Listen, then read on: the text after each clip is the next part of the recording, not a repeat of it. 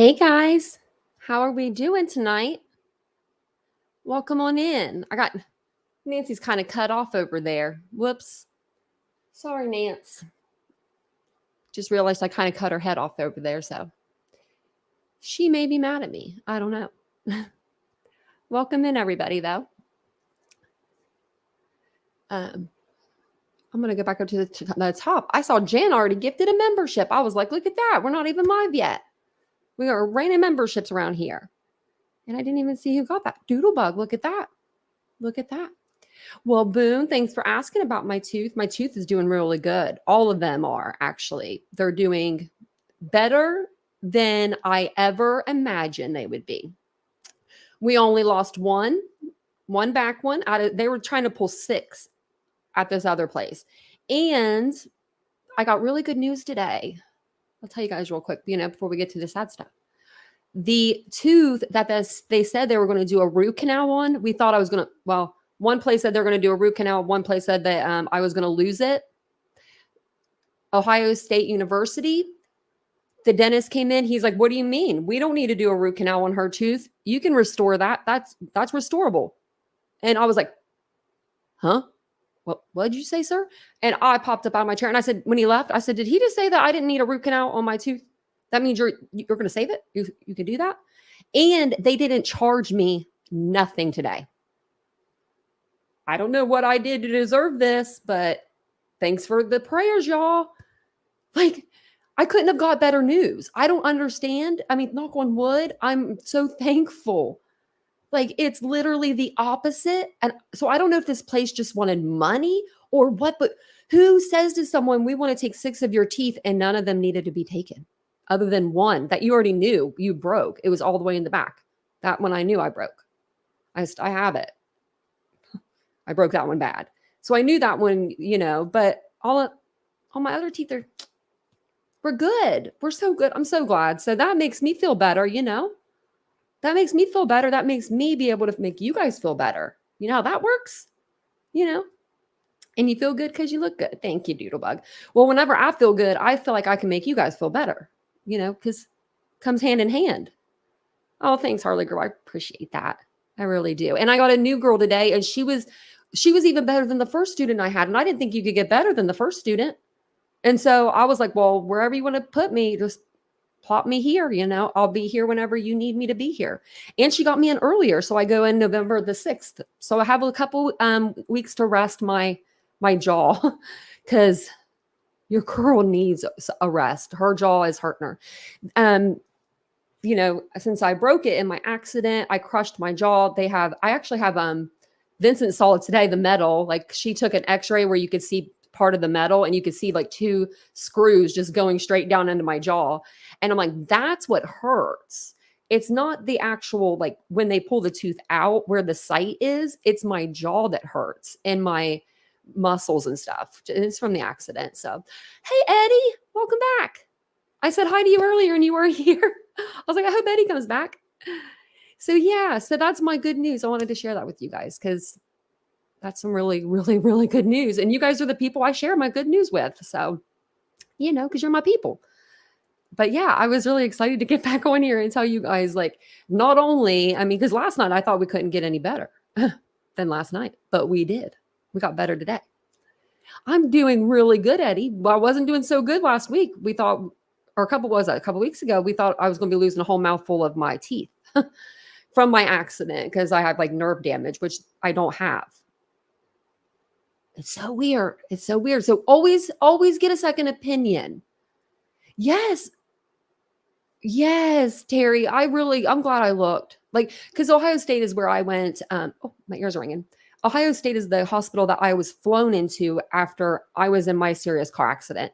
So they literally put metal in me. They're the ones that removed my real eye and put in my prosthetic. They're the ones that taught me how to walk, taught me how to eat after my mouth was unwired shut. Talk about being scared. Now that's scared, Nothing can scare me nowadays. Knock on wood, other than another car accident. But no, I feel like I'm in a really good spot. So yeah, Well, see, I said that I think what they heard was when they said they were going to start pulling teeth that I wasn't approving. I said permanent. I need permanence. And then I screamed for Vincent. And of course, he's doing the math in his head as he's running back. And he's like, okay, we need $35,000 or $45,000. Okay, we could do that. And I think that's where it started. And they heard that and they were like, But it's not that we have that kind of money. It's that we have to have that kind of money. Do you know what I mean? When it's your teeth, like that's something I'm not losing. I'll lose an eye. I'll lose a leg if I needed to, if that was what God's will was. But God told me yesterday, he doesn't want me to lose my teeth. He told me that when he said, you're only losing one. So that made me feel really good. Made me feel like you guys were all watching me yesterday, like looking down on me. Like everyone was looking on me. It really felt good. I didn't have to, and I got the tooth extracted without any laughing gas or medication. Go me. I just did the anesthetic that they give you. So I was pretty proud of myself. And nothing afterwards, only ibuprofen, which I hate ibuprofen now. Thank you, Eddie, for gifting a membership. I'm so happy that someone got a membership. I'd like to see who it is. Well, it was Reese. I'm so glad too. So now I don't have to bother you guys with it. And I only have one implant. So that's only one implant. So we are good to go. I love gifting memberships. I think it's so fun because you never know who's going to get it. Look at TB straight bossing up at the dentist. I'm going to be I'll be doing some TikToks in the dentist chair before too long because that girl that I met today was very sweet and very good at her job. They all are. Like they're students, but they're so good. Like, oh my gosh, guys, if you ever have dental problems or need dental work done, I don't know, I shouldn't put that up yet, but dental work done, go to a student. Go to a student and, because they really want to learn. Go to a university too, so they can hold them accountable if they mess something up. But yeah, no, everything went great. So thank you guys for letting me, again, tell you about my tooth journey because it's a journey. Let me tell you, it is a journey. And always get a second opinion. I can't say that enough. So unless you possibly can't, but if you can, get a second opinion. And always use clove oil because that stuff was so good. That stuff works so good. But now we'll go ahead and get into the live. I'm TitaniumBuilt or Tanya. I haven't even said my name. So if you guys are here and you're like, who is this woman rambling on? That's me. I'm made of titanium. Give a girl a break, She's got a lot of probs. She's got a lot of probs. But thank you guys for all being here. And thanks for your kind words and everything. You guys are really nice. And Jen, yeah, you need to get to the dentist too. I'm just glad that at 30, because I'm only 38 and I do have all this metal that I'm able to keep everything that I have as of right now. Maybe in 10 years, that won't be the case. But as of right now, we're rocking. We're rocking and rolling. It makes me feel so good. If you guys would like to join our channel membership, we have an awesome channel here. We really do. Awesome people. We do membership. I think we should start doing them every 2 weeks, but we've been trying to do them every 2 weeks to every month. We would do our members only live and you get members only emojis and all of the cool stuff, perks, all that good stuff. So if you'd like to become a member, we'd love to have you. So let's see where we were at over here. I wrote out some notes, but you know how I am. I always forget. Hey, Ryan, welcome in. Oh, Alicia, I love you too. Are you happy to be home? I bet you're so happy to be home. I was thinking of you. I was like, it's always nice to go on vacation, but once, there's a time to come home and it's just nice to be home. So tonight I wanted to get together and talk about Bryan Kohberger because he'll be going to court tomorrow morning and afternoon. So they're having a pretty big hearing for him tomorrow. The first hearing of the day is at 9:30, and this is going to be Pacific time. And it's closed. So that one is going to be closed to the public. And it's going to be so they're going to have one at 9:30, and then they're going to have one at 1 o'clock. So 1 o'clock p.m. Pacific time, which will be 4 o'clock Eastern Standard Time. So 4 o'clock here, they're going to go in and they are going to have hearings. They will be discussing the motion to dismiss the indictment or send the case back to a preliminary hearing. So we'll be able to watch that tomorrow. I haven't made the thumbnail yet, but y'all know I'll be on for that. I just was making sure, I was trying to see what time about's to come on, because we are a little bit behind. So it's 1:00 Pacific there. So that would be 4 here. They don't release the video normally until a little after. And I don't know if live tweeting is being done, but we will definitely be on to do the live tweeting. And then if we have to jump off, we'll jump off for a little bit, come back, watch the video a little bit later, because we've done that before. Whatever we need to do. But tomorrow's going to be an exciting day. It's a pretty big day. Eddie said he's going to walk with the little walking guy. And thank you, Cool Gamer, for becoming a new member. Thank you so much. That's so nice. Thank you.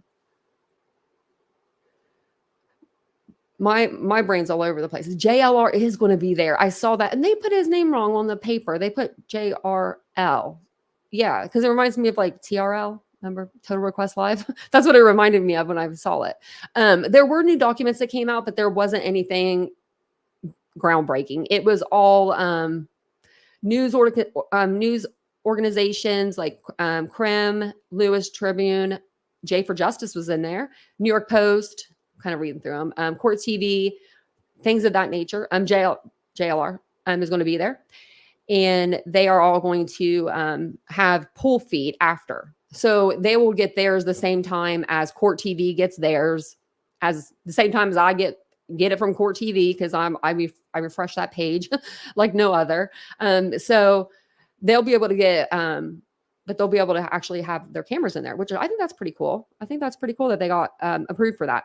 And then they had a motion to temporary seal, and that was just some stuff for tomorrow that they wanted to be sealed up.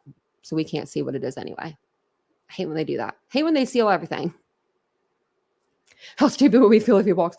If he walks, Mr. Rosebud, I'm going to have to probably shut my channel down and be like, it's over with. You know, like, I mean, if they really screwed up that bad, I don't know what I would have to say for myself. I mean, I haven't said anything too bad, but you know, but I have in the past. I ain't gonna lie.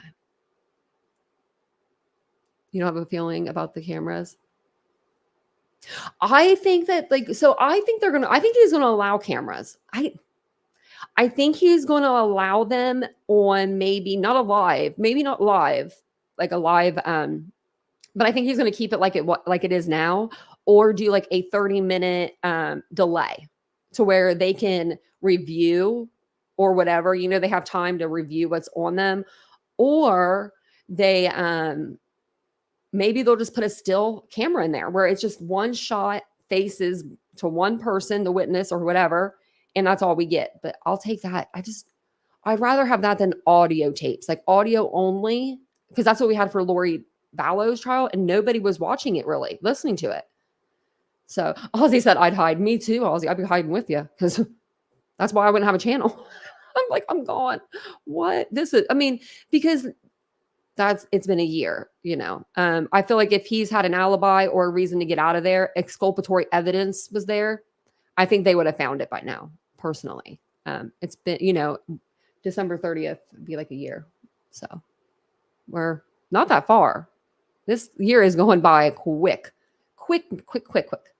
So on tonight's live, I said I wanted to go, you know, like over. So first thing I want to go over is the court that he's going to be going to tomorrow, court proceedings tomorrow. And then I wanted to, let me see here. So I want to make sure I get everything right. Okay. I want to go over what the families, I've combed through the victims' families' interviews all day today, it seems like. I've been combing through, and I found some interviews from each of the family members, and I just kind of wanted to see what they thought of Bryan Kohberger and what they think of like the trial that's kind of happening, you know, coming to. Some of these interviews are older, like a lot, not like a whole lot older, but some of them are pretty old. Because the families just don't really talk. Like Xander Kernodle's father, for instance, I grabbed one of his interviews I was going to play, but it doesn't really talk about Bryan, so we may not play that one. But if you guys want to listen to it, we can definitely play it. And it's just him talking about his last interaction with Xana. So, and you know, him talking to her at midnight, the night of the homicide. So, and then I have the full interview with like Xana's mom and her new Facebook post. We're going to go back over those after we listen to her old interview, because I want to hear that old interview again and see what she says about everything, and then see what she says now, just because, just to see. But by no means am I trying to say that what they think is wrong or right. I'm just wanting to hear what they have to say, about the suspect at hand, because they can't really talk a whole lot about stuff. Like they're restricted in what they can say. Otto, I'm doing really good. You missed it. In the beginning of the live, I told you guys a whole great story about how my teeth are doing excelente. So happy about it. And speaking of thumbs up, if you guys don't mind hitting the thumbs up, that would really help your girl out. I really would. And we would love, love, love, love to have you subscribe to the channel if you appreciate the case coverage, and my own coverage of me. We love to have you. We love to have you. Hey, I just saw Truth and Translucent in there, didn't I? How you doing? Hopefully you're good. Karma said, this is going to be so much we have not heard of yet once this goes to trial. I think so too. And I love your name. I love that name. Tanya Kohberger, don't do the crime if you can't do the time. That's true. Even if they gave us one like Letitia had.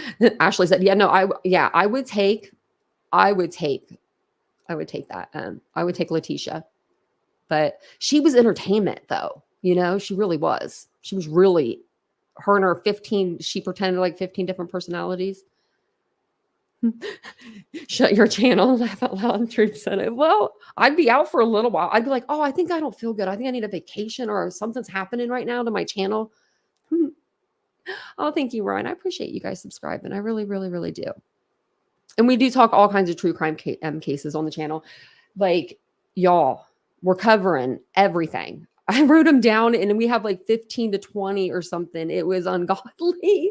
I was like, what are we doing? So we're going to try to keep it at that as of right now, But I think we may go over one more case, like the Piketon Massacre. I really want to go over that with you guys. So we might go over that one. But we'll go ahead and we'll start with this video. And this is going to let us know what's going to be happening tomorrow in court. This just came out a little bit ago on Court TV. So I'll play this and then we'll get started with the other interviews and stuff like that. Expected back in court for 2 hearings. Let's bring in Court TV legal correspondent Chanley Painter live in Moscow, Idaho, ahead of tomorrow's hearing. Chanley, always great to have you on. Tell us about the purpose of these 2 big hearings scheduled for tomorrow. Great to be with you, Judge Ashley. There are 2 big hearings here inside the Lake Tahoe County Courthouse behind me. We expect the accused mass murderer to be back inside the courtroom as well, for the judge to hear his defense's motions attacking the grand jury indictments against him. So like you said, there are 2 hearings. The first one earlier in the day is a closed hearing, and it is to take up the defense's motion to dismiss the indictment on several grounds of a biased grand jury, inadmissible evidence, lack of sufficient evidence, and prosecutorial misconduct in withholding exculpatory evidence. I so wish we could be inside and read that memo, because those substantive documents are actually under seal. So we aren't privy to that because grand jury proceedings. Okay, so this is what the closed hearing is for. Biased grand jury, inadmissible evidence, lack of sufficient evidence, prosecutorial misconduct, withholding exculpatory evidence. But I don't know how they can really do the prosecutorial misconduct, like the withholding exculpatory evidence, when Ann Taylor herself said in court, the state has given us everything that they have. So how could they have exculpatory evidence if you've said in open court that they've given you everything? That's what I don't get. But she is filing for more discovery a lot. She did another 8th and 9th request for discovery. Proceedings are. And the state said that, we'll continue to give them whatever we have on a rolling basis. secret, and that protects this. But what we do know is there are about 24 issues that the defense raises that the state violated within that grand jury process. But the hearing that we will be in, and our cameras will be rolling inside this courthouse tomorrow, is the later hearing to deal with another motion from the defense about giving the grand jury improper jury instructions regarding the standard of proof that they were to determine whether or not to indict the man on your screen. So they're asking for that indictment to be thrown out, or in the alternate for a preliminary hearing, which would also be quite revealing. Maybe we'll learn more evidence, Ashley. I kind of feel like this court might grant a preliminary hearing depending on the arguments and all the evidence presented tomorrow. But huge news. I mean, these kinds of motions, yes, it's our job as trial attorneys to file the appropriate motions, but pretty significant in terms of potential outcomes. So tell us about the defense motion and anything that stood out to you. So it's a 23-page document. This is the document that will be taken up and argued in the public open hearing tomorrow afternoon. And the defense is attacking the standard of proof here in Idaho for a grand jury to indict someone. And they're basing it a lot on statutory interpretation. It's really a fascinating motion to read, creative arguments, if you will. Here's some of it. They say that this motion is made on the grounds that a grand jury was misled as to the standard of proof required for an indictment. And it goes on to cite legislative history of a statute that they claim it should have been beyond a reasonable doubt, Ashley, to indict someone here in the state of Idaho. So they have this multiple-page document saying the Supreme Court can adjust the standard of proof. It's a right, and that the failure to do so to instruct a grand jury means that this should be dismissed, or, like I said, be remanded for a preliminary hearing. So we'll see what the judge does. Absolutely. And that's no small allegation to say, hey, you misled the grand jury. So how did the state respond to this? Now, that's something that was a little bit entertaining to read, because they use words to describe the defense's argument as jarring, nonsense, erroneous, and unorthodox. Quite an argument there. They say the defendant's allegation that it should be beyond a reasonable doubt standard for a grand jury proceeding is in direct conflict with Idaho Supreme Court precedent. Ashley, here's part of the response motion from prosecutors. They say that all of this those pushing for this theory of beyond a reasonable doubt, they have to concede that the whole of modern jurisprudence on the issue is against it, and that the Idaho Supreme Court has declared that the primary purpose of a grand jury is to determine probable cause, the proper standard. It goes on to say that the court is duty-bound to apply that controlling precedent and reject the defendant's argument to the contrary. So that's a preview of what we're going to be hearing inside the courtroom tomorrow during that public time. And again, I'll be in there taking notes.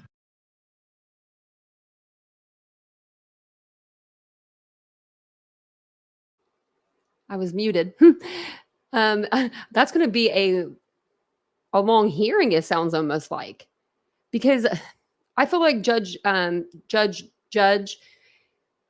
he's trying to make both sides kind of happy. He's trying to teeter-totter, I feel like. But someone's going to be unhappy, probably by tomorrow, because he's trying to, give the prosecution more time to give the evidence over to Anne. And he, even in court, he's like, okay, you're saying that you've gotten all the evidence, and he's saying he's giving you all the evidence. He's not like super mean or anything like that, or imposing. I think he's a very nice judge. Seems very nice to me. Kind of like laughs with them and, makes small talk with them. I think that, I think he's a good judge, but I don't know.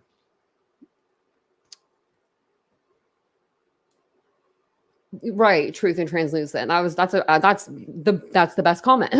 She said either the state are lying to us, planning the sheep, or they're not. At some point, we have to trust the state. Otherwise, we can't trust anything. And that's where I stand. If I think that these agencies, there's 5 agencies, there's 4 or 5 agencies that were involved in this, in this case from like the first day or the second day. They called them in like immediately. They called in Idaho State Police immediately.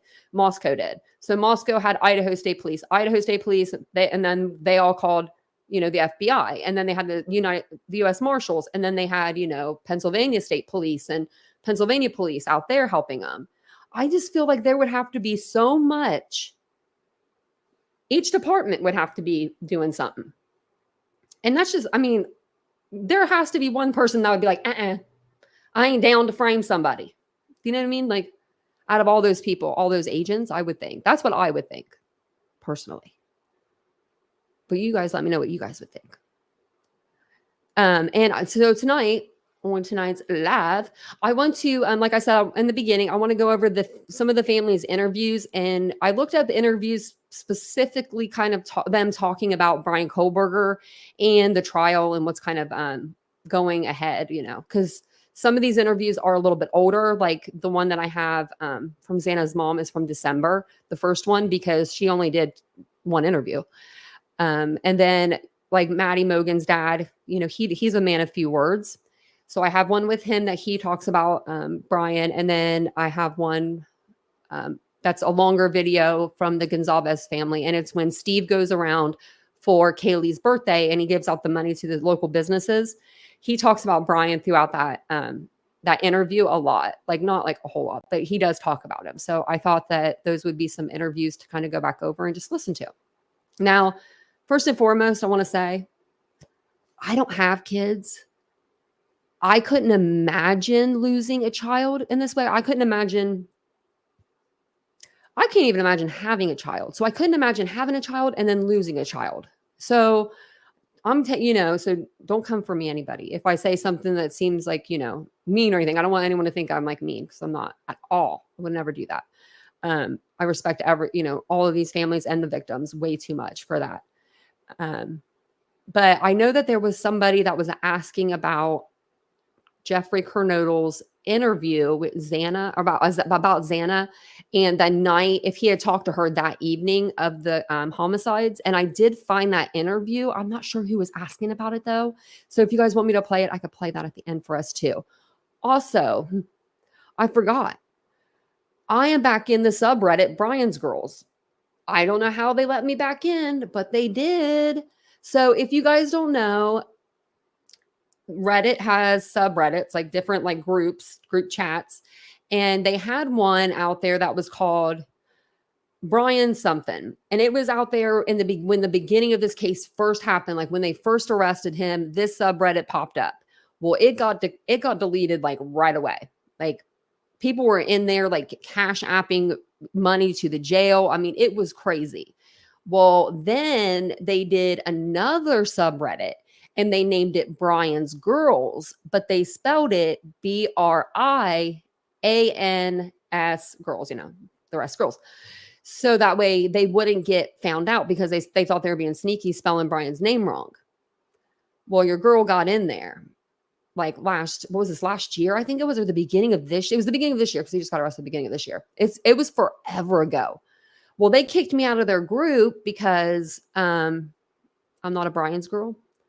I thought they maybe looked me up on YouTube, but all of a sudden today, I haven't even been on there, and I was just back in the group. It just popped up with a notification saying someone posted in the group. And I was like, oh, this is good. So at the end of the live, we'll go and we'll like scroll through and see what we see, because these girls are out of control over there. They will put up like memes of pictures of Bryan and call him Bri. And they'll have like a picture of another girl with him, and they'll say, imagine this one being your wedding day or something. Like they'll have like a caption like that. And I'm like, so get your trash cans ready. Don't eat anything beforehand, because it's pretty gross. Ashley said, I remember you getting kicked out of their group. Yeah, I got kicked out bad. They booted me right out, but not before I took screenshots. Thank goodness I did that. But yeah, I was like, today when that popped up, I was like, whoa, look at that.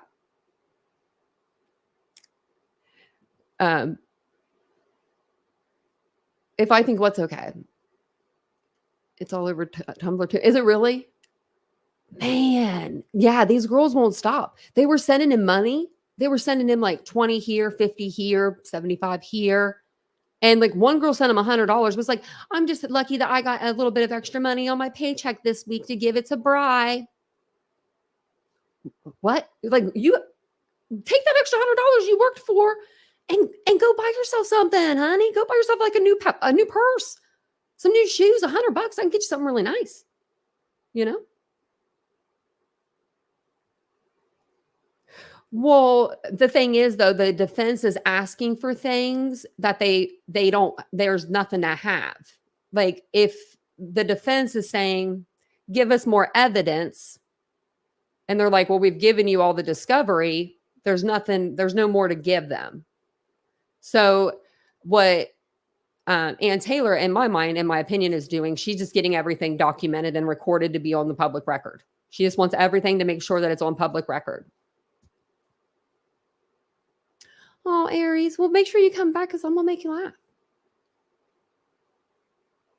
Just put yourself in this position and see how would you like to have no idea how did you got to the suspect. I don't know what that means, but I wouldn't be in jail for 4 unalivings. I don't go that real life on anybody, you know what I mean? I'm not that real life. But if I did, I would be sitting where Bryan is right now, doing exactly what Bryan's doing right now. Saying I just was driving around. Actually, I wouldn't say that because I would say, I don't know what I was doing. That's what I would say. I don't know.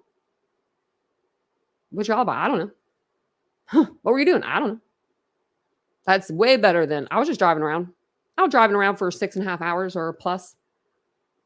And then I didn't have enough. I didn't get enough of driving around that night.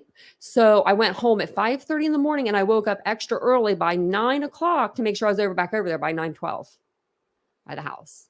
Doesn't make much sense. It doesn't to me anyway. But the first interview that I wanted to start off with is going to be the one with Madison Mogen's dad. And he talks about, just what he thinks about the case. And he's only done a couple interviews, and her dad is just the sweetest person. You could tell he really loved his daughter. He really, really cared about his daughter. And I even added a clip at the end. It's not a video, but it's an article because I was trying to get people from Bryan Kohberger's side of the family, or side of the, of the pond. Like, what are they saying? And well, the only thing we've heard of is from his aunt. And we'll go over that, again tonight, what she said. So we'll go ahead and play this interview here. It's just a few minutes long. And thank you guys all for being here. I appreciate it. Now to the Idaho College murders investigation. Bryan Kohberger, the suspect, is due in court tomorrow as students return to classes. And investigators share new details about what he was doing before his arrest. Mola Lengi joins with the details. Good morning, Mola. Well, good morning, George. Those new details are shedding light on how investigators say they were able to link Kohberger, the 28-year-old PhD student, directly to the crime scene and the murder weapon. This morning, as the suspect accused of murdering 4 University of Idaho students prepares to head back to court, new details emerging about Bryan Kohberger's actions before his arrest. ABC News learning from a law enforcement source that federal investigators observed him in Pennsylvania around 4 a.m. as he discarded garbage in his neighbor's trash bin just days before his arrest. Trash ending up being key in the case. Police linking Kohberger to the murders by collecting his father's DNA from trash outside the family home and matching that to DNA they say they discovered on the button snap of a knife sheath that was on the bed next to the body of victim Madison Mogen. If I had 1 or 2 words to describe Maddie Mae, it would be just an angel, and that she just made me proud. Ben Mogen speaking about his daughter Madison to ABC News and describing the moment law enforcement told him they'd made an arrest in the case. And he said, Ben, this is the day that we've been waiting for. Ben also describing his emotions while reading the evidence law enforcement say they had gathered against Kohberger. I broke down and I just cried. I could only take so much of that. And I cried. I still haven't read the rest of it. The police affidavit claiming investigators believe the 4 college students were killed between 4 a.m. and 4:25 a.m. They say one of the surviving roommates was awake at the time of the murders and told police she witnessed the intruder, seeing a masked man coming toward her before he walked out through a sliding glass door. The roommate then locking her door. Police say later that morning, the 2 surviving roommates called friends to the house because they thought one of the victims had simply passed out and wasn't waking up. The 911 call finally coming around noon. Officials say the 2 surviving roommates are not suspects. Overnight, Kaylee Gonsalves' sister, Olivia, saying Kaylee and Madison did everything right that night. They went out together. They called for a ride. They went to a known establishment. They did everything you would want your daughter or your sister to do in that situation. You're supposed to grow up together. That's your God-given best friend. And so we're left with not only missing them and exactly who they were, but wondering who they were going to become. On the University of Idaho campus, second semester classes began this week with heightened security. Meanwhile, Kohberger, who was extradited back to Idaho last week, is scheduled to be in court tomorrow morning, guys. Okay, Mola, thanks.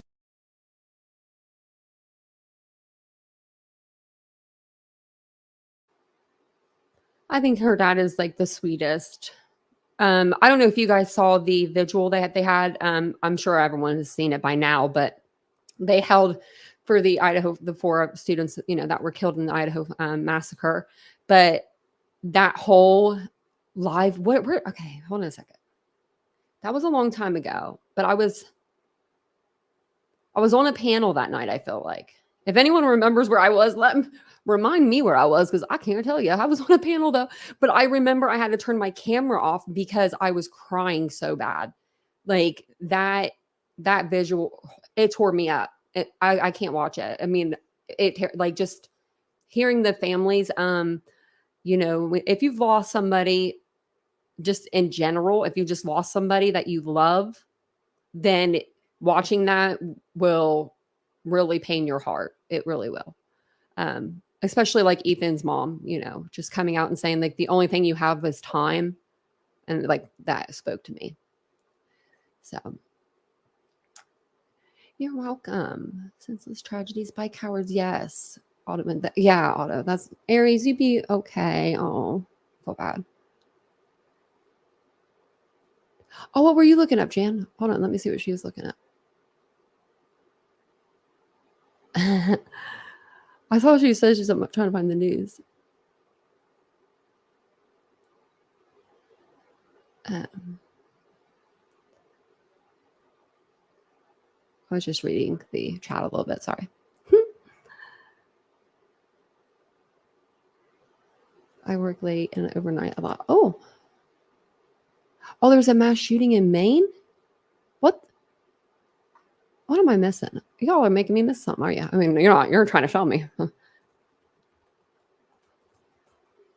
That's crazy. Because Aries is talking about overseas though, right? Because that's what I was like, wait, hold on. Okay. Yeah. Oh, look, there's Nancy.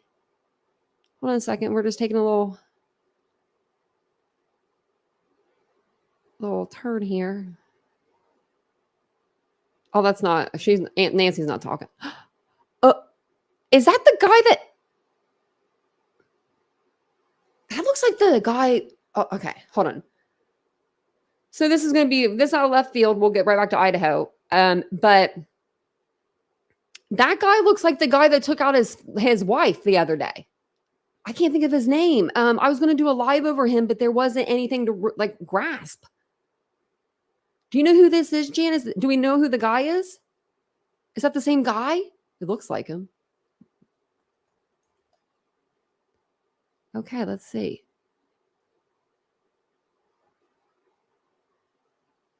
Well, Idaho 4 is still trending, and this isn't on Twitter. That's so sad. Okay, there he is. Lewiston, Maine. Okay, so if you're anywhere near Lewiston, Maine, you need to lock down and shelter in place. I think they always tell people to turn the lights out in these situations, but don't you want to leave the lights on so everything's bright in your so no one wants to, hide there? I don't know what to tell you guys. I think they tell you to turn the lights out, but I would say leave them all on. I'm just trying to read on Twitter. They haven't named him yet. So I thought it was the guy, either the guy that shot the judge, but this looks like the guy, is that the same guy that shot his wife? Like, and they had kids together. I was just reading it today and I looked it up, but my brain is like going like a million miles a minute now because I'm trying to think of his name.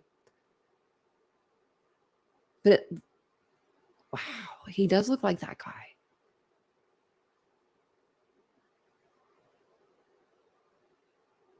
Wow. I'm just trying to let me share this with you. Let me share this with you. Here, there we go. He does have a name, but it's not that guy. Okay. It looked like him though. The further away picture, he looked skinnier. He looked smaller. So who is this guy? He's just out killing people?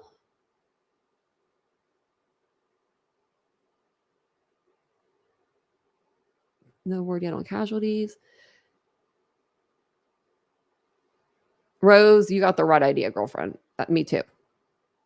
I was just going up my feed, but currently numerous emergency personnel and other authorities are responding to an active shooter in Lewiston, Maine. Reports indicate that at least 16 people, possibly more, have been shot and injured. Oh my Lord. It is unclear if there are any fatalities. The shooter has been firing at multiple locations and an emergency alert has been issued asking people to avoid the area and shelter in place as the suspect is still at large. This is a developing situation. What is wrong with people? Like seriously, seriously? Like, why would you like, do you just wake up one day and you're like, I'm going to go shoot a bunch of people?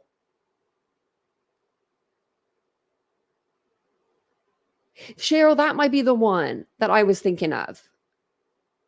Because I was thinking of one where he shot his girlfriend. Did he shoot the kids too? The 3 kids? Yeah, because Cheryl just said 3 kids. That is the same one then. He did kill the kids too. Okay, well then we're going to cover it. I didn't know the kids were too. Oh my. People are evil, Cheryl. There is something wrong in this world. I don't know if it's the internet because we're seeing it more, but I don't feel like it's just the internet. I feel like it's happening more. Definitely happening more. Because think of like the small towns that we grew up in. Like if you grew up in a small town, probably when you were a kid, your small town wasn't half bad. But now all small towns, literally most small towns are drug infested or they are just, crime because of the drugs. They have more crime. It's just insanity. I'm extremely lucky where I live to live where I live. It's very safe. Wow.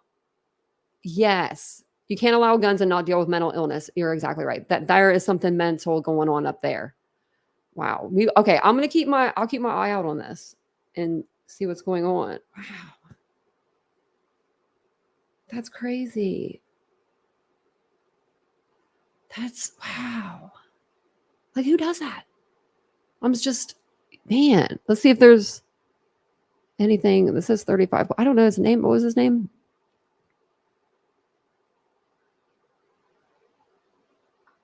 So they're responding to the scene now. The tobacco, alcohol, tobacco, and firearms. He said forearms. Firearms. Wow.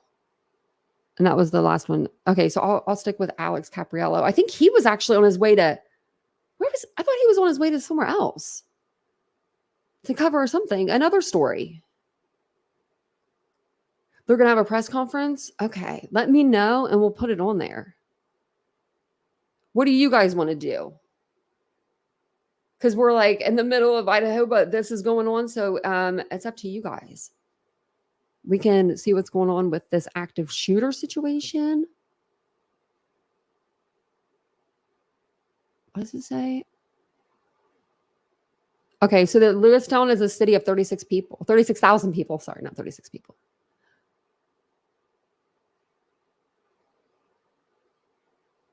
Yeah, this is like all over the place, it looks like. It was reported at 2 locations. Okay, let's see. affecting area schools as well, despite the fact that they're clearly not in session tonight. But we heard from Lewiston Public Schools earlier tonight. They said if anyone was out, that they urged them to stay inside. We also just heard from the community college out there, Central Maine Community College, saying due to the active shooting situations reported in Lewiston and that the suspect or suspects currently remain at large, CMCC will be closed Thursday, October 26th. Students living on campus will be provided additional guidance. Our thoughts are with our entire community this evening. And you can see in this video here, people. So does anyone know where this guy started shooting? Or do we need to just keep watching? BK will be there. Man, this is crazy. From the scene, police cars all around. Okay, how about we do this? I'll put working to get some more information for you. I'll do a poll. How about that? State police are expected to give an update at Lewiston City Hall any moment now. And then I can change the thumbnail. As soon as they speak to the media, we will have that live here on air and online. And as Amanda said, this has far-reaching impacts. So tonight, this isn't just impacting Lewiston. When something like this happens in Maine, it affects the entire state and communities surrounding Lewiston. We're also hearing agents from as far away as Boston. ATF agents are headed to Maine. State police, Androscoggin County, Lewiston police, other local police departments all train for this. We have covered those stories where they train for every situation and how to respond to this situation. And they all jumped into action tonight. And they are at several scenes in the city of Lewiston tonight, just trying to make sense of what happened. This video, you can just see the sheer number of people. Yeah. And what's been most helpful to them through this investigation is having people stay where they are. Shelter in place is what they're calling it. They are calling this a manhunt. They're asking people to lock the door. I read something. And then that sign went off and I couldn't think what I was read. Oh, right here. Well, that's what went off. It was me. It says here, 16 confirmed dead, up to 50 to 60 people injured. Wow. 50 to 60 people injured right already?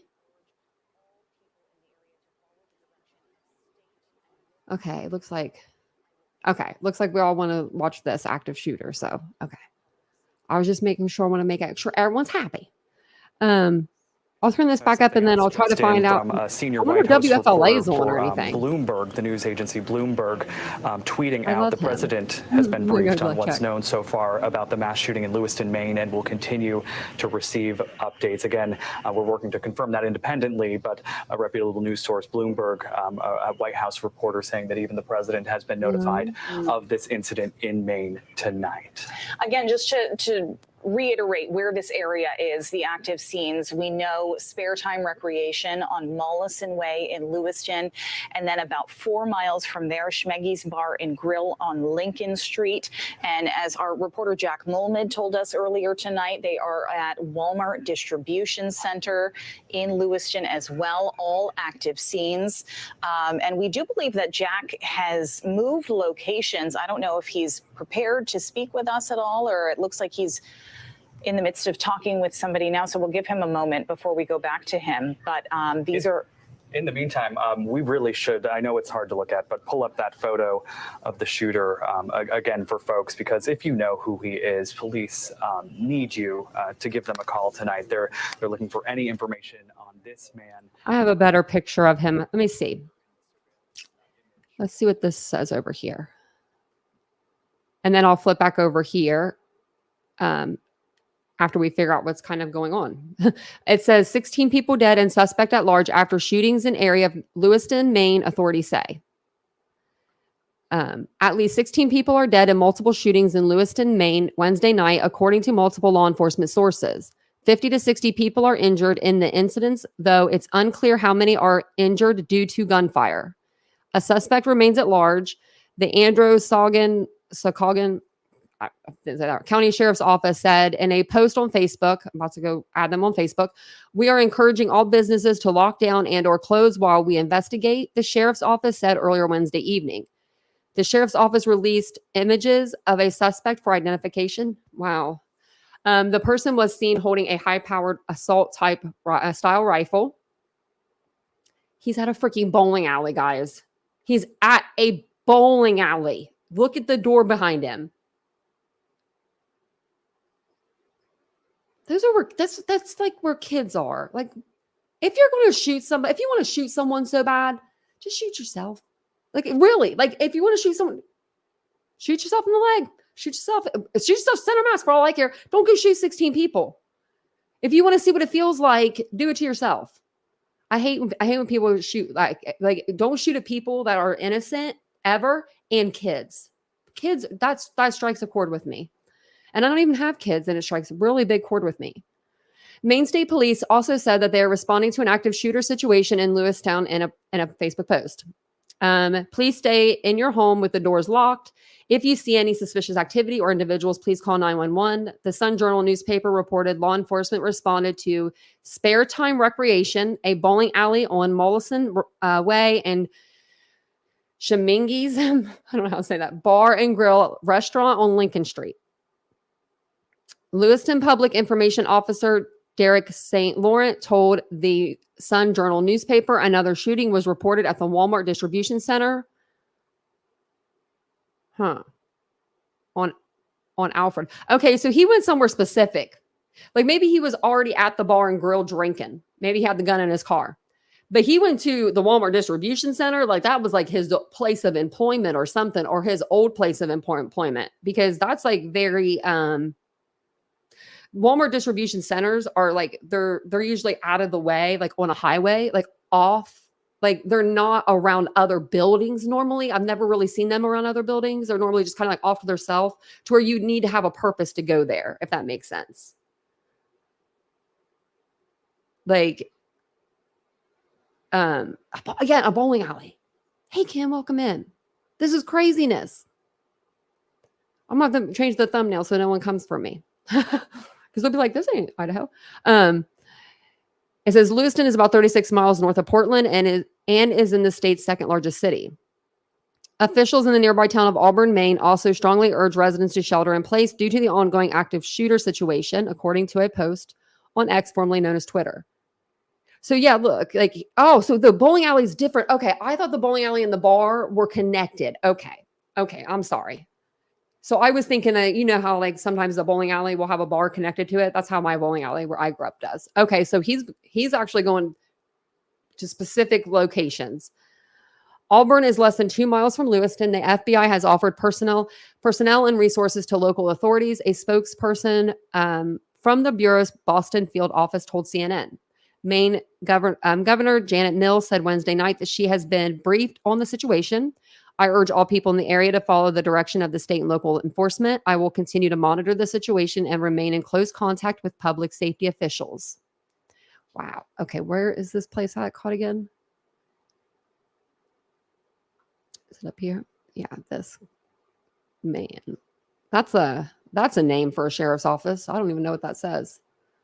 I would hate to have to like repeat that to somebody, be like, this is the jail I'm in. I was going to see if they were doing like a press conference. If anyone knows, I bet Jan would know. Oh, Lester Holt's covering this? Wow, Lester.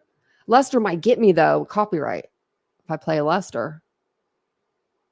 Just because he like does Dateline and stuff. I don't know. He does one of them. But I love his voice. I do. I love his voice. So 1 hour ago, yeah, it says the suspect.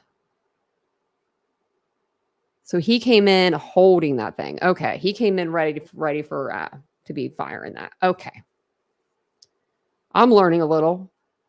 Oh, that's 2 days ago. So it's just a day ago. So that's the only release that they have so far. Wow, guys. Okay, so let me know if anyone knows if they're doing a press conference or anything. And yeah, he's mad at someone. Most definitely. Let me put it back on so we could hear what they were saying on that channel, because they were live. Let's see, are they still talking? This is weird. It's like,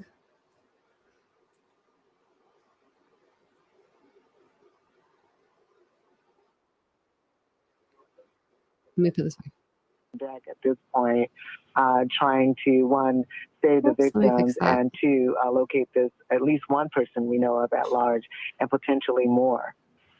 And Carmen, I Don't get have me, to assume Lester. that police would, of course, be telling people to stay inside and clear the area as much as possible, no matter what firearm a suspect was armed with. But we're seeing photos, of course, we now have it from 3 different angles, that this is a man carrying a long rifle, one that seems to be equipped with a scope, possibly with a military-style underbarrel attachment, a flashlight of some sort attached there.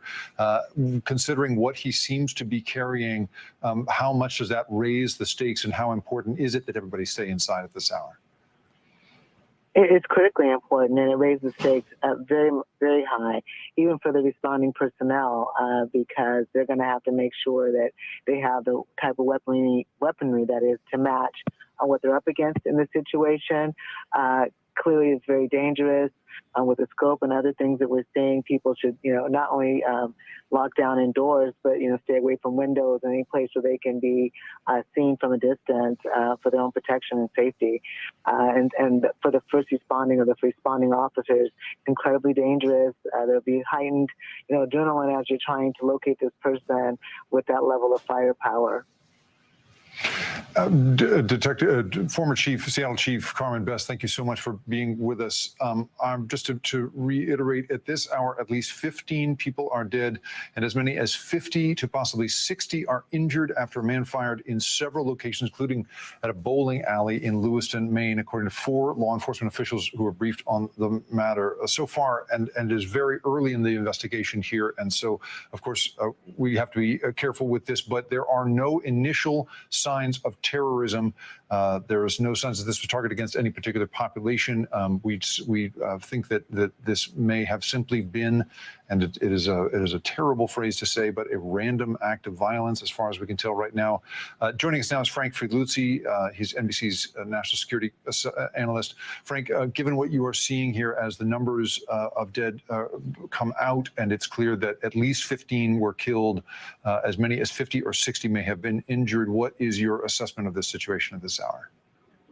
Yeah, the numbers are approaching, unfortunately, record numbers. I mean, there are some NBC News reports that we're at least 22 dead now, 50 to 60 injured. This speaks to the ability of long guns, extended magazines, high-powered weaponry, the possibility that he has multiple weapons, and certainly the possibility that he changed magazines in the middle of this, because when you're talking about 50 to 60 people injured, you're likely expending the capacity of a magazine, even an extended magazine, and you're changing. And so we're at the 2-hour mark, if I have my facts correct, from initial police calls. That's a lot of time to do a lot of damage, and apparently that's what's happened. I also note that President Biden has been briefed. Reportedly, that is an indication of the gravity of this situation. And so I realize it'll be time later to talk about magazine capacity and whether this was a lawfully purchased gun or not. Right now, we still need to contain this subject. We still need to ensure that the injured are brought to hospitals. And this is going to challenge and tax the resources of a relatively small city. We're talking somewhere between 35 and 40,000 people.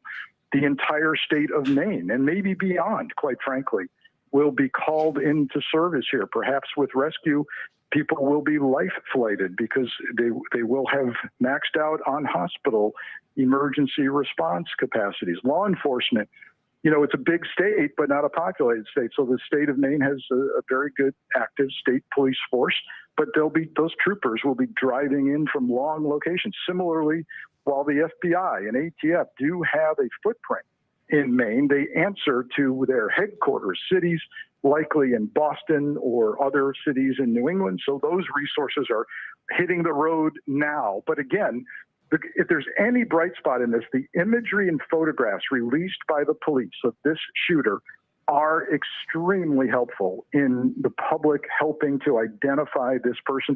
We've seen imagery of a vehicle associated with this person, also extremely helpful. And now that this much time has passed, even technical techniques are being utilized to see if the similar electronic signature of devices he might be carrying is appearing in all of the target locations. That's also being done behind the scenes. So you've got rescue, you've got immediate police response for containment, and then you have this investigative side where witnesses are being interviewed. Who was this guy? Do you know him? Was it different people at different locations, or was this the same guy with the brown jacket and the facial hair? If they start getting reports, which can be confusing in this chaos, no, that wasn't this guy, it was another guy. And you can't figure out initially, is this accurate or not? Do we have one shooter or do we have two? All of this going on simultaneously. Frank, is there any help to the fact that this is such a small town when it comes to the law enforcement response? The idea that a population of only, let's say, 35,000, does that in some way, do you think, assist the police in more quickly identifying someone like this? I can't help but notice that in the footage we've been seeing over the course of the last half hour or so, people are, for instance, coming out of one building with their hands up until they are identified by police and then let on, passed on. I have to assume that a city this size perhaps knows this man and the identification might happen a little more quickly. Do you think the fact that this is a relatively small city might help in his identification in any way?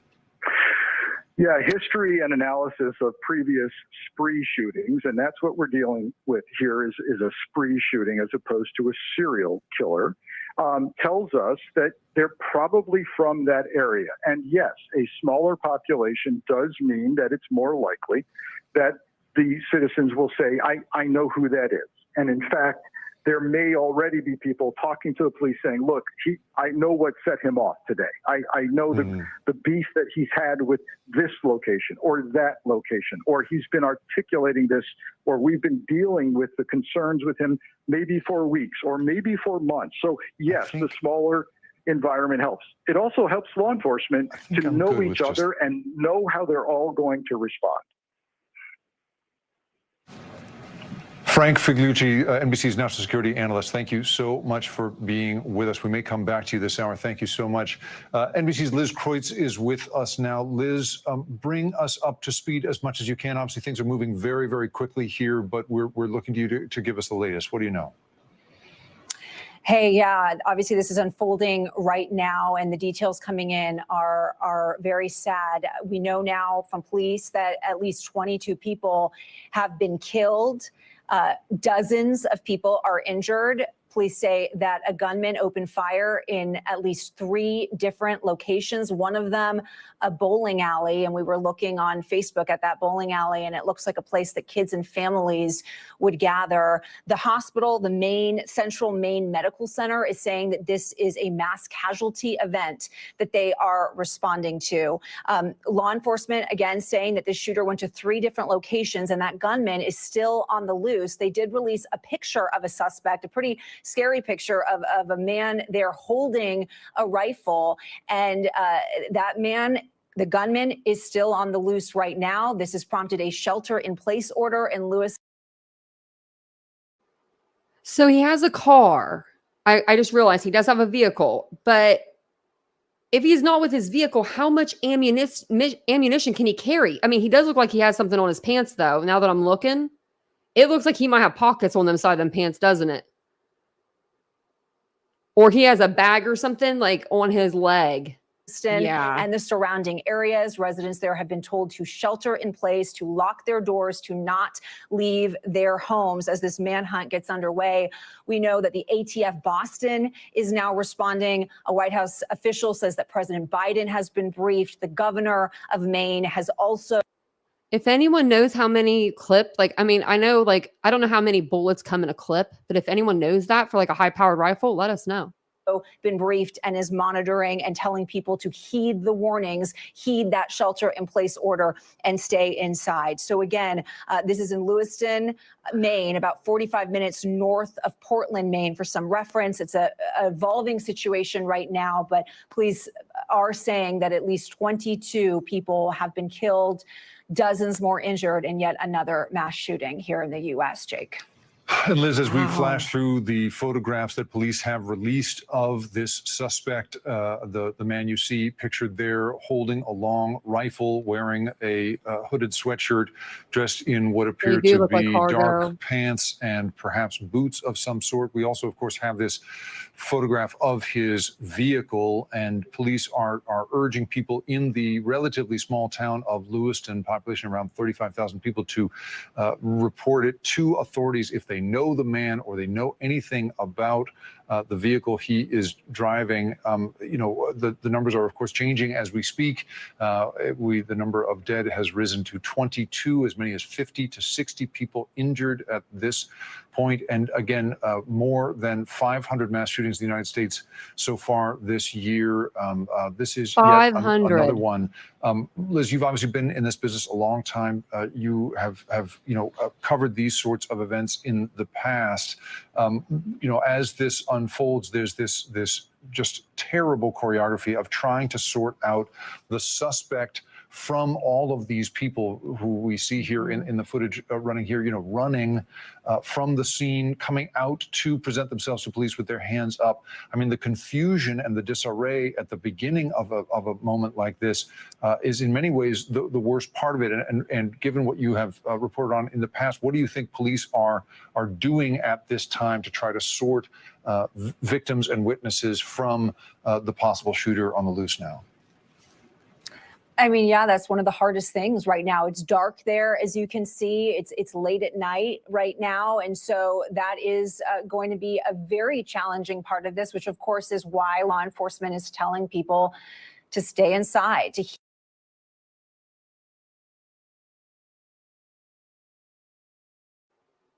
He's definitely got something either strapped onto him. I was trying to see there. Press her in 10 minutes. Thanks, Naomi. I'll look for it. Oh, my feed. Oh, okay.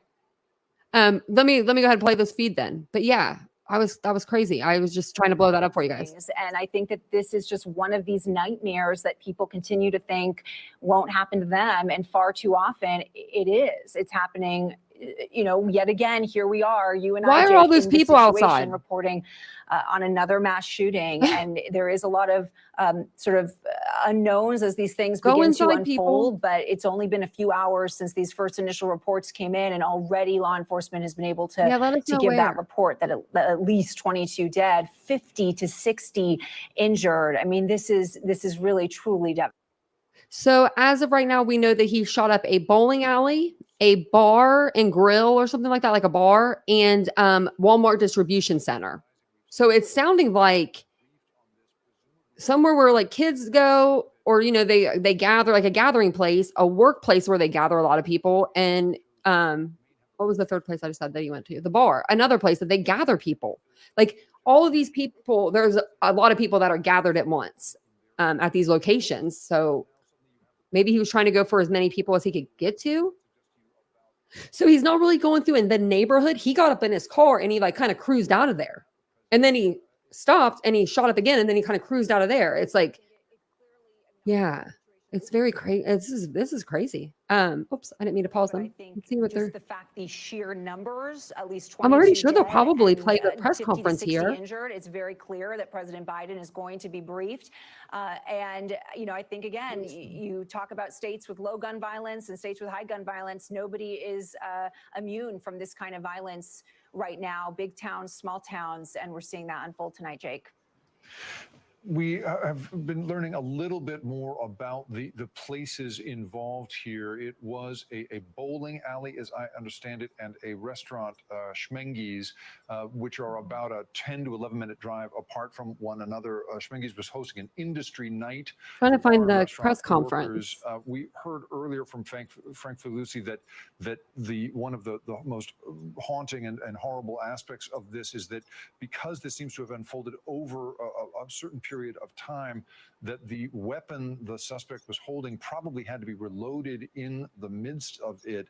And there's just something I think particularly haunting about that idea that in the midst of this is a man who in some way paused and then rearmed himself to do more damage. And I think, you know, again, for you and I who have covered these sorts of events in the past, the destructive force that a long weapon like that affords a single person who makes the decision to do something like this is just so particularly horrible. And I just think there is something haunting. I'm at a loss for words here, just because it is so haunting to think that a single person could make a decision that affects so many people. And I know that you have encountered that dynamic as well in your career.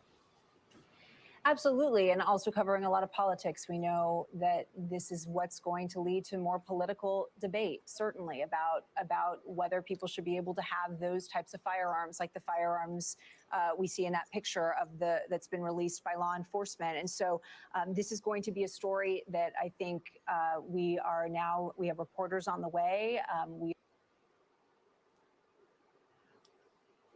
What is it? Oliveira? I can't even say her name. I don't think. I'm out. Israel is flattening Gaza and 2 million of innocent civilians are systematically killed. World War III has begun. China is deploying troops. So this is insignificant. So 22 people actually plus that are getting murdered on our own land in our own country by somebody. And that's insignificant. Well, I can help you then, because that's just really messed up. We are going to be covering very, very closely. And again, it's so sad. I remember covering the Las Vegas massacre and interviewing some of the people there. I pray these aren't children. I still kept in touch with some of them. And it's not something that goes away. And these people describe it as this sad club that they join when they become part of this mass shooting club. And it's a very sad one to be part of, Jake. Let me tell you actually about a time when someone was killed that I know. Wasn't murder. It was a car accident, but it was my father. And it's devastating when someone is taken from you just like that. Blink of an eye, gone. It's devastating. So this is extremely important to a lot of people. There's 22 people dead. Can you imagine their family? Those 22 people, just imagine 22 families. Families. We don't know how many people are in their family, 1 or 100, but that's a lot of people that are going to be impacted. It is. And, you know, I think of time I spent years ago with a trauma surgeon here in the United States who told me that in his travels around the world, go inside, and people. Speaking to other trauma surgeons in other parts of the world, he says that his skills that he honed in mass shooting events like the one we are experiencing tonight are considered such a rarity that they are considered almost useless in other countries. The idea that this is such a singularly American tragedy, it is hitting again tonight, and that somehow a single man has been empowered to do so much horrific damage is just terribly haunting. Liz Kreutz, thank you so much for being with us again at this hour. 22 dead and dozens more injured in this Maine shooting. 2 locations at least. They are roughly 10 minutes drive from one another. Details are still being unfolded. But again, we are coming on air. We're coming on here with the details as we get them. And the idea, you know, that a single person, again, could be in the position of doing this damage is so terrifying. You are watching breaking news coverage of a mass casualty shooting out of Lewiston, Maine. Police sources tell NBC News at least 22 people have been killed. It could be as many as 60 injured. We're going to pause here for an NBC News special report with Lester Holt. Is Lester coming on? Okay, don't get me, Lester. NBC News special report. Here's Lester Holt. If Lester gets me, I'm gonna be so upset, but I don't think he will. Coming on the air with breaking news out of Maine, where 22 people were killed, 50 to 60 more injured in multiple shootings in the city of Lewiston, which is north of I don't see a Portland. press conference, Police there though. releasing this photo of the suspect holding a rifle, saying the CNN shooter has is it. still on the loose after going on a rampage at multiple locations, including a bar and a bowling alley. Again, the suspect is not in custody, and police told people in the area to stay inside and off the roads. Let's go straight to NBC News correspondent Liz Kreutz now with more. Liz, what else do we know? Lester, yeah, this is an actively evolving situation right now. And as you mentioned, we have learned that at least 22 people have been killed, dozens of people injured in this shooting, and law enforcement saying that the shooter went to 3 different locations. One of them, like you mentioned, a bowling alley. And we were looking at pictures of this bowling alley online. It looks like a place that families, children could be gathering at. We know that the ATF in Boston is now responding, and law enforcement have released this picture here of a gunman holding that firearm in dark pants, a brown shirt. They are asking people to take a look at this picture to help identify this suspect, because there is a manhunt underway right now. The gunman remains on the loose. The city of Lewiston and the surrounding areas have now issued a shelter-in-place order. They are telling people to stay inside their homes, to lock their doors. The governor of Maine says she is actively monitoring this and is telling people to heed that warning, to stay inside. President Biden, according to a senior White House official, has also now been briefed on this. And so again, residents on lockdown right now from this shooting in Lewiston, about 45 minutes north of Portland. We know also that police have released images of a vehicle that they believe is also connected to this shooting. So a lot unfolding right now as we continue to monitor another shooting here in the All U.S. right, Liz, Lester. let me ask you to stand by while I go to the phone. And NBC News Chief Justice contributor. Hold on one second. I think I got something for you guys where we could watch this. What am I doing? What's going on? Well, let me see. There it is. I guess Banfield was playing this. I just want to make sure I can log in and everything.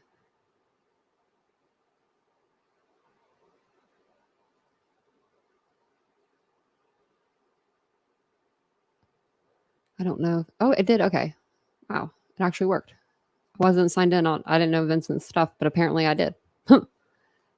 Let me just hit the live. That our military uses. So when you see our troops deployed around the world, let me fix that so it doesn't do that to you guys. Caliber you're going to see, but it can also. Sorry, guys. It is equipped with a scope so that you can target the individuals, the citizens, more accurately. Is the picture okay for you guys? Ash, I hate to be so grim, but a lot of these numbers that you're hearing about injured, I anticipate, based upon other stories like this that you and I have covered over the years, that number of fatalities will probably grow. We hope that it won't. But with these types of injuries that you can sustain like this, you're going to have devastating internal injuries, which would facilitate extensive surgical repair depending upon where they're hit. And the rounds themselves are devastating, and they're made for a very specific purpose. And so with that said, what they're doing at the scene right now, they're having to triage all of these individuals that are injured. And keep in mind, there are dead that are there. So they're trying to go around and assess the situation as it stands right now, recover those that might be living, that might be in a state of shock at this point, try to triage them out there. When you mentioned buses just a moment ago, I can only imagine that EMS was almost immediately overloaded in this set of circumstances. Who knows? They might be utilizing buses to get people to the hospitals. I've been involved in cases where they have to load up individuals into squad cars and get them there as expeditiously as possible because time is of the essence. You're going to have a lot of mass hemorrhage that's going on with these cases. Surgeons will be working through the night. That's why they're trying to get these victims down to Boston, and they've got They need to multiple have hospitals that they blood can take them to donations. there. Hospitals in Maine are just going to be absolutely overwhelmed with the volume they're going to be seeing. And like you said, the surgeries, just the multiple surgeries that will be ongoing. For some reason, I thought he was talking about the bullets. That's Joe, why I thought maybe they hold for used a moment, they if knew you will. already. I just want to let our audience know that President Biden has now been briefed on what's happening in Lewiston, Maine, on this mass casualty situation. Again, if you're just joining us, we are looking at the possibility of upwards of 22 people shot dead, according to multiple reports, and upwards of 50 to 60 people shot and injured, according to multiple reports. The shooter that you're looking at on your screen, allegedly 40-year-old Robert Card, according to the Sun Journal newspaper, local reporting in that area. I want to bring in Alex Capriello. He is our News Nation correspondent who is live in Massachusetts right now. Do you know anything more, Alex, about this shooter? I mean, I'm looking at a picture. I've got a name. I know very little else. Yeah, right now I'm just combing through all of my sources trying to figure out more about who this person is. Obviously, you've been saying his name. It's highly reported just about everywhere. Robert Card, 40 years old. I'm seeing early reports about a prior criminal history, potentially also some military background. Obviously, these are all things that News Nation is going to seek to confirm independently.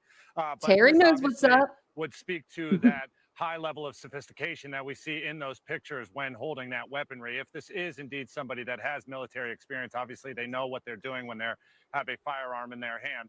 So right now, obviously, we're combing through all of our sources. We're talking about the police department, the state police. We do know the FBI is involved in this situation. The Boston Bureau of Alcohol, Tobacco, and Firearms is also on the way. And as you just mentioned, the President of the United States has also been briefed. So a lot of information still pouring in and a lot more to be confirmed. This is tricky too, Alex, because, you know, we're just doing some quick on-the-fly research about the state of Maine. It is a permitless state, so it gets even more difficult to track. I was listening to one expert earlier on talking about the shell casings and how just getting these shell casings could help get them to the weapon, which if it were a permit state might help you get to the shooter if it's a permit weapon. But as we're learning, Maine is a permitless state, so that may be a fool's errand trying to go that route at this point. I want to give you some information, Alex. I don't know if you're getting this. Just back me up if you are. Lewiston, Maine's police department has put out some information saying that they believe the front bumper of the shooter's vehicle, which again is a white Subaru Outback, they believe that front bumper may be painted black. Are your sources matching that? Yeah, that's what I'm seeing as well. It looks like Their source is Bryan Hinton. hatchback. He just tweeted that. Yeah, excuse me, Hyundai hatchback with a black front painted bumper. Okay, Obviously, wait, hold there, whenever there's Alex. any sort of incident like this, Hold there, because you just said a 2015 Hyundai hatchback. Is that what you said?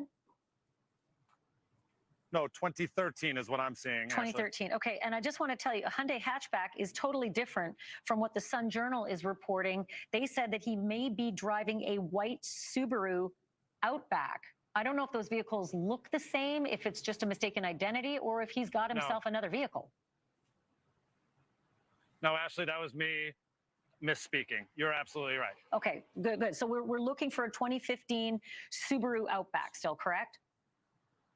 Correct. Yeah, correct. listen, That's right. and what I was getting to with the black. Go ahead. Yeah, with the black bumper, this is important that police, differentiate cars like this because there's a ton of these Subarus out there everywhere. But if you can have just one little detail that's different about a suspect's car, then that really breaks the case wide open. People have something to focus in on, right? If they're driving down the street and they see a Subaru approaching them, they look for that one thing that police are talking about, that black bumper, right? So that's really critical details. And that picture now has been circulating widely. The one that we saw with that door open, you've been mentioning it. What was he doing leaving the door open? Was it a quick getaway? Was it a quick out to do whatever that he had intended to do? But really, this car is now a big piece of information moving forward in this investigation and something for everyone that's in that area, whether you're still in Lewiston or if he's taking off and he's elsewhere in Maine or perhaps all of New England. They should all be on the lookout right now for this type of car. Alex Capriello, stand by. And just if you can, just alert us when you find out one other piece of information in your sources. I'm going to go to our News Nation senior national correspondent, Brian Enton, who's standing by live as well. Brian, it's distressing to be in the middle and not know just how bad it is, while at the same time knowing it is bad. Upwards of 22 dead at this point, and medical helicopters being requested from as far away as Boston to pick up the injured and take them to another state so that they can be treated. What are you hearing about the victims in this case? Yeah, Ashley, I mean, this is definitely the stage where things are very, very active and it's evolving and it's hard to track what's They're happening close to in that real border. time. But I I was don't know how just far. following on an app that I use for aircraft, 4 different medical helicopters, Ashley, that have been dispatched from Boston. At least one of them has already landed in Lewiston, Maine. Lewiston, Maine, second largest city in Maine, but still it's pretty much a very, very small city, 37,000 people. So you can imagine it's not a big hospital. It's not one of these massive trauma hospitals like you would see in a large city. So they are clearly just not equipped for a trauma event like this, especially because They have to have a trauma from like what we know at 4 this point, like a it is trauma 4 dozens hospital, or and no, trauma dozens 1. and Sorry, I've dozens said it of the wrong way. people who are injured. So they are not equipped for that. That is the reason that they are sending these helicopters from Boston, which is about 2 hours away, 2 hours by car, so quite a distance, which makes sense why the helicopters for people who are in critical need would make the most sense. Again, I tracked at least 4 on the way to Lewiston right now. 1 has already landed. Also interesting, there is a state police helicopter up in the air right now in a sort of wooded area near Lewiston, circling that area. Not sure what that means. Perhaps they got a tip that led them over to that area. You mentioned they're looking for the Subaru right now, but the what's awful to think about is that you've got so many people hurt in such a small hospital, and the fact that they're just trying to get people out of there as quickly as they can, Ashley. I mean, Brian, to your point that it is a small place. I mean, Lewiston is the second largest city in Maine, but it is still small, and so is Maine. I mean, the entire state has a population of 1.4 million people. And then just to highlight that further, last year, total number of homicides in the entire state was 29. We already are at a count of 22 from this one killer. This murderer has at least taken 22 lives, according to multiple reports. And last year alone in the entire state, the homicide count was just 29. So it just defies, belief that this could happen so quickly and so decisively by this murderer. Or is that what it is? And Crazy, Brian, if you for can, books I'm your going to stand down child's for 1 there? second Oh and then let us no. know if you get something. I wanted to bring this Call your- TikTok, this call brief, and then my home. version of TikTok is a timeline that I want to give you. This is from the Lewiston Sun Journal. The police department will be putting together this TikTok for us, soon. But until that time, we are, at this point, we're reporting as we get things. So the city's on lockdown, all 38,493 people. There is a college in that town. Bates College is in Lewiston. They're on lockdown.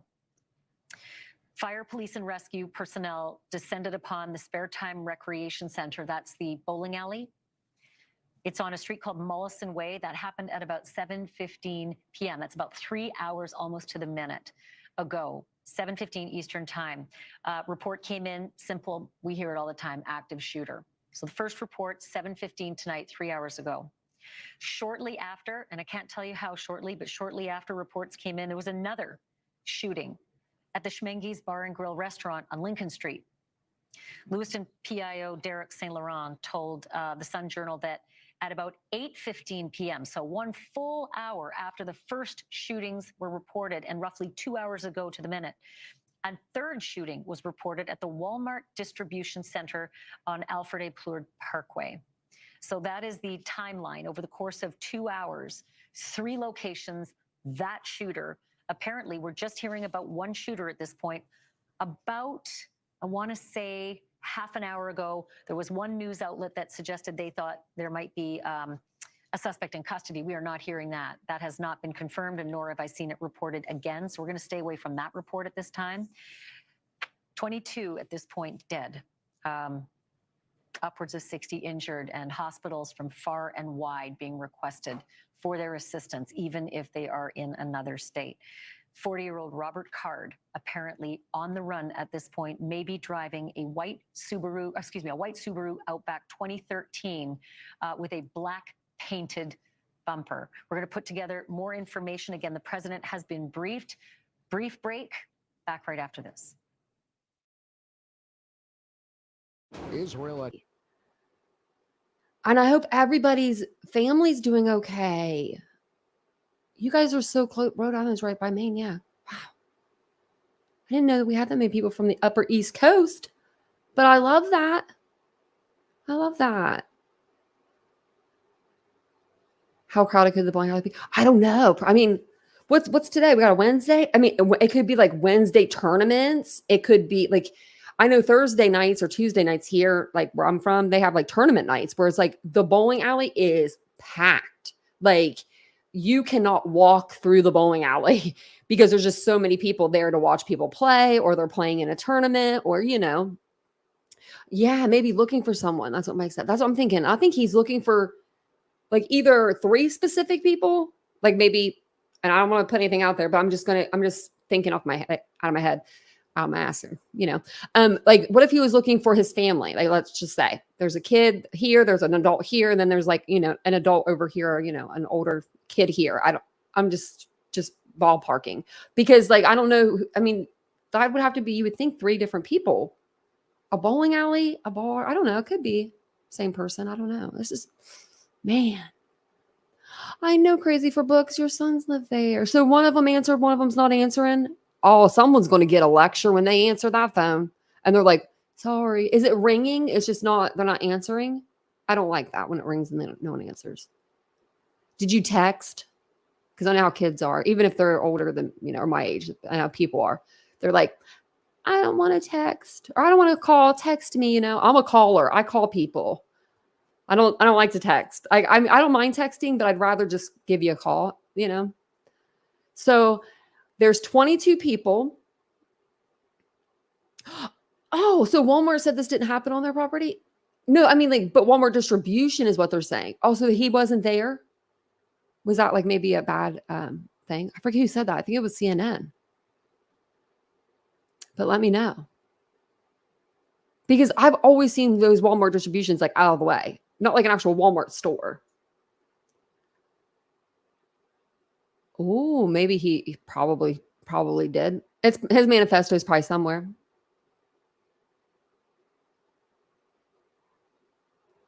Oh, Otto, that's so nice. Yes, Doodlebug, we do. Take my prayers and you can give them to Crazy for Books for tonight. They've really been working, Crazy for Books. They really have. You guys have been praying and my teeth have been doing good. Very concerned. Yeah, this is upsetting. What was the last we did? It was in Michigan, the last one that we covered on the channel, but I think we were in the middle of an Idaho stream then too, but we just went right over to it. And then we haven't really covered any like mass shootings like this. I feel like we covered one more. In Lewiston, I think, no, it was Maine. just that one. And Banfield was talking to the kids. But this is the sign of the times. An active shooter, a man who is armed with an assault-style rifle. You can see him right there. Apparently I'm never going out again. For taking at least 22 lives, as multiple reports have the Although body they count, said that and potentially he's killed as much shooting and injuring people upwards as of 60 in 1 people. year in that This is whole the man, state.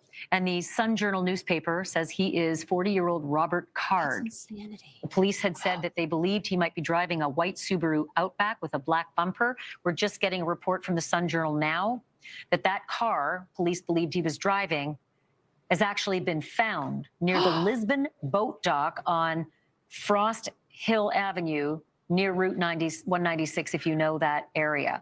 And actually someone who does know that area is Dan Charnes. He's a former anchorman in Maine. He works for our affiliate now, KLAS in Las Vegas. Dan, are you with me? Can you hear me?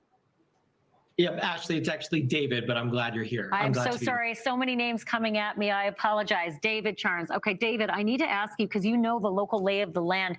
There's a city councilman who is saying this, and I just want you to weigh in on this statement. The hospitals are not really well equipped to handle this many victims in the Lewiston area. He is calling in. They are calling in, or he is calling for all off-duty staff. This is Robert McCarthy, who's a Lewiston city councilor. Give me your feel, knowing that area, knowing, having been in that area, living there, your reaction to hearing that. Yeah, and as I'm talking to you now, I'm getting text messages from people who are there. And first of all, this is just devastating in the state of Maine. You mentioned the number of homicides in the state at about 24 just last year. And as these reports come out, that there are so many more, possibly at least 22 at this point. This is not a state that is equipped for something like this. If you look at that map there below me, you can see where Lewiston is. It's about 45 minutes north of Portland, Maine, the state's largest city, the city there with the trauma hospital. Lewiston, Maine is sort of it's a sister city with the sister city of Auburn, Maine, right across the river there. So it's sort of one metropolitan area, working class folk of about 70, 80,000 people maybe in that area. Lisbon, where you were just talking about, is right next door. Once you get out of Lewiston and Auburn, though, it's quite rural. We're talking about, no street lights, no lights on the road. It's very quiet, Ashley, which is why people moved to Maine in the first place. And having this kind of incident happen in Lewiston is devastating, because the hospital certainly is not equipped to handle the multitude of victims that are possibly needing help right now. Bryan was mentioning help coming in from Boston. I assume that help will come in from Manchester, New Hampshire, which is about an hour 15 away, Burlington, Vermont, which is on the other side of the mountains there. But the amount of people who need help right now, there is just not the capacity to help them.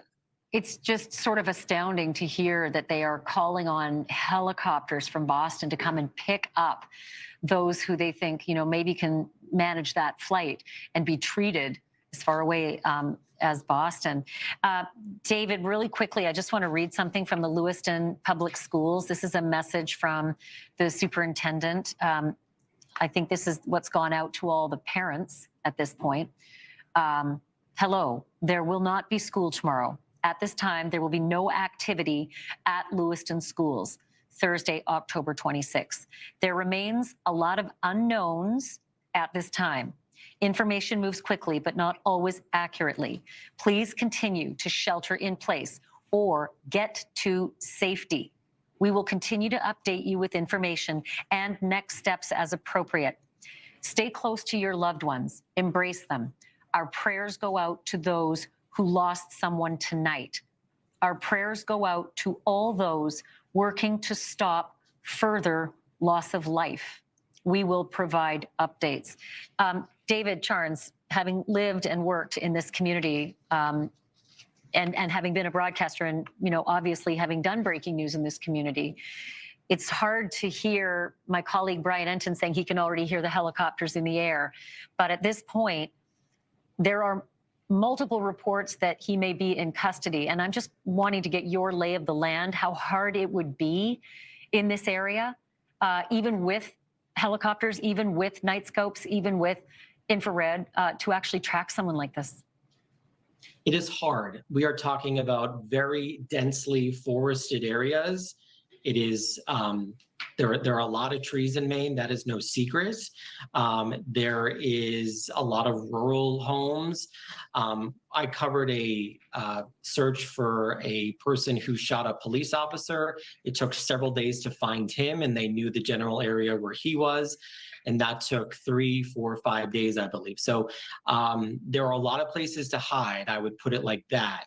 And knowing that they found his car in the area of Lisbon, which is about a 20, 30-minute drive from Lewiston, again, in a rural area, you don't know what this person could be, where they could be, and certainly not having daylight out there and not having daylight for at least 7-8 more hours.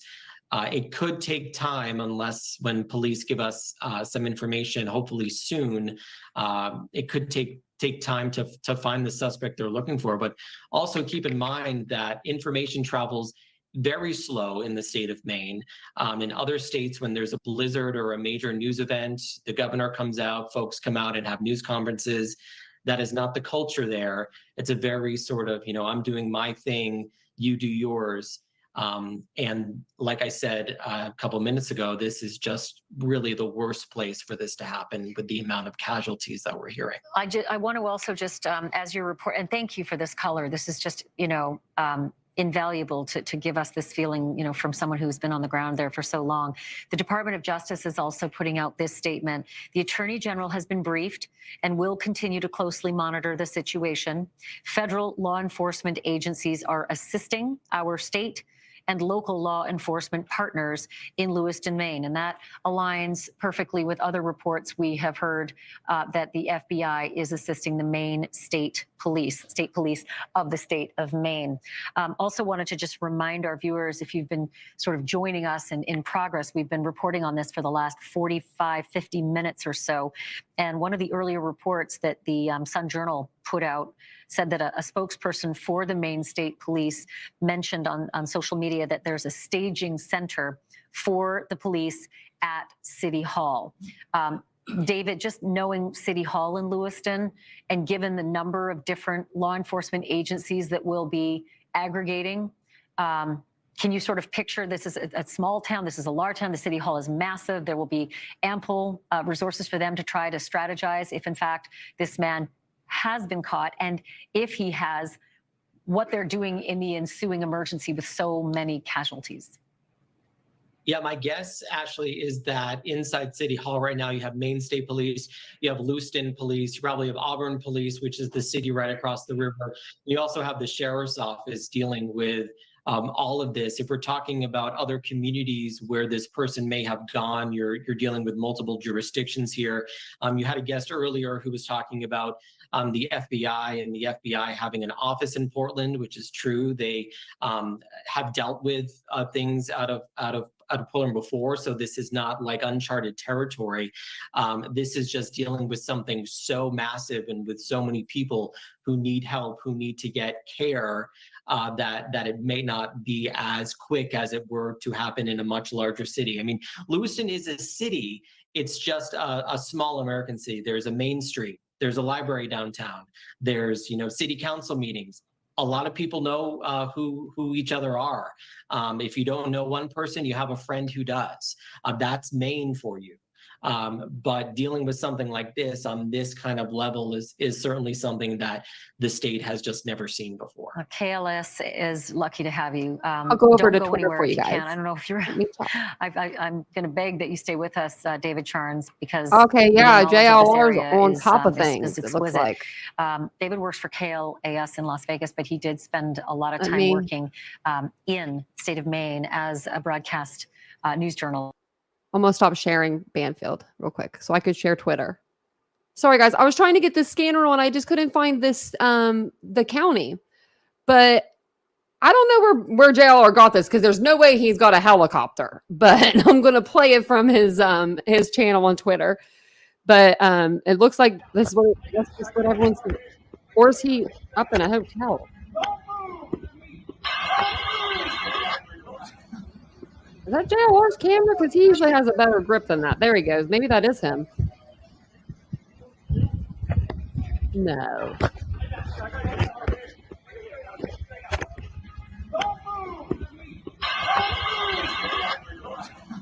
What? What's that guy wearing? Why does that guy look like his shoes are white?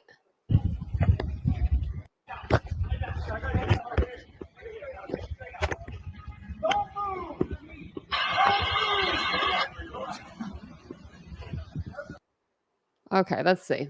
We're gonna go back and look. Okay. Oh, where'd it go? Where'd JLR go? We'll just go to his page because I want to see what it said underneath. It says Robert Card arrested, Lewiston, Maine mass shooter. It just looks like his shoes were like reflecting white. And I'm surprised there wasn't more officers on him. Hold on, what's this? 33 minutes ago. Oh, huh. I guess, what's this?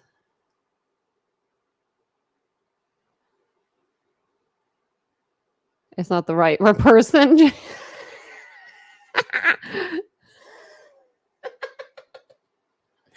JLR's like wrong person. I like that. Go JLR. I've been impressed with him lately. I really have. So, wow. Do you think that's his camera? Like, is he where the heck is JLR getting this shot from? If this is his shot, then I told y'all he had a private plane. That's crazy to me. You would think the entire state, yeah, you would think there'd be more cops than just like 4 or 5 just kind of hanging out, you know? Wow. Okay. Let's go over to, I took Facebook down because I didn't think I would need it. Hold on.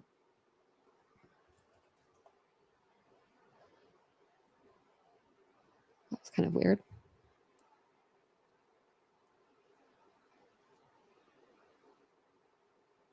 Still doesn't have them. They don't have it on their Facebook yet. Yeah, I'm surprised Nancy isn't covering this. Yeah. But she usually, what she'll do is she usually covers something like earlier, and then I think she goes home for the night.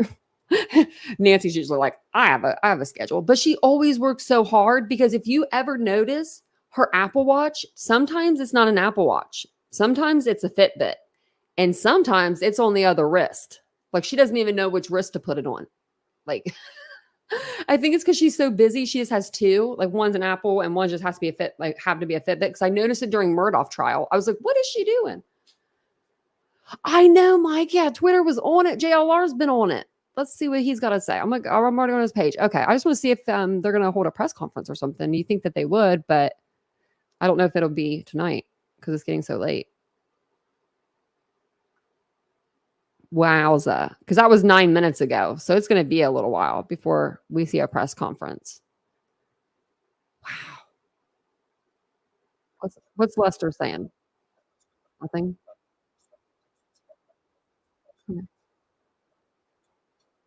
I was just seeing if they were saying anything. We're at tonight. Let's see what they say. Yeah, Jake, you mentioned that the Lewiston public schools are going to be closed. Oh, yeah, no, that's just repeat. Wow, they don't even have that yet. This is real life today, yeah. That's what we heard that they were having Boston bring in their med flight. A couple of them, I think. 4 they were sending over. Mike, you need a Twitter. I tweet a lot of things. So if you guys aren't following me over there, make sure you are. Because sometimes I tweet things and I don't get them over to the YouTube world. Because it's just really quick to, retweet that. If you see something that looks exciting. Also, I have a TikTok if you'd like to follow me over there. I post more, it's kind of more personal kind of feel to it. It's just like me.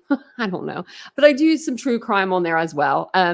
I need to do more true crime on there, but after I'm talking on true crime, after I get done talking on YouTube, for like 2 hours or whatever, hour and a half at night, I'm usually done for the day. So yeah, all of Boston hospitals will be taken in. And I'm just, the only thing about like flying that far is these people are gunshot victims. These are going to be wounds that need to be treated immediately. Like that's a long flight. Any trauma 1 hospital is going to be flooded with people, but they don't have a trauma center. I don't believe in their town of Lewiston. That's why they have to send everybody out. Other than if you probably have like a graze, something like that they can like stitch up, they could probably help you out. But I hope so, Nikki, because I know that they were trained for me. They had all kinds of stuff for me when I was life flighted, and I was bleeding too. And I was bleeding from my eyes and my leg, my eye and my legs. So they will stabilize first before flying them. Yeah, that's just, I'm concerned about that, Jen, because like, where are they going to stabilize all those people? You think their hospital will be big enough? I hope. I mean, you know, like bring some in, get them out, bring some more in. Hopefully, like that's kind of like a revolving situation, and everybody just doesn't fly in at once. That would, you know. But how long has he been really doing this? We've been on the live an hour and 50 minutes. So, and what the first 30, 40 minutes of it, we talked Idaho. He really wasn't out there long, was he? He wasn't out there long though. They got him. That's pretty cool. That's actually really cool. That's really cool. I mean, I wish they could have got him sooner. I wish he would have never done this, but say a prayer for the victims' families tonight. Man, this is sad. This is really sad. I hope everyone's family gets a hold of them and friends. Tell them I said so. Tanya is saying, get a hold of your family and friends. Get a hold of people because they miss you and they need to know. Man. Oh, he's previously been arrested. Oh, wow. I know, Wes. This is sad. This is really sad. Well, thank you guys for joining me tonight. Wow, this was an Idaho / you know, but that's what we do around here. Sometimes you got to mix it up. You got to like, you know, improvise because it's live.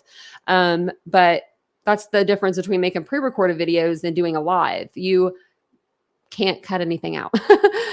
So everyone tomorrow that watches this video, like if they watch it, because you know, they may not, but if they do watch it, they may be like, what's this Idaho stuff? It'll be fine. The comment section will be crazy tomorrow. Like what's going on? But I will be back tomorrow because Bryan Kohberger does go to court for the dismissal of the grand jury. And maybe before, if we have like time, because like, you know, sometimes it takes a while before they give us the video, we could just go through the interviews that we were going to go through tonight. So we'll just do it tomorrow. Cool with me.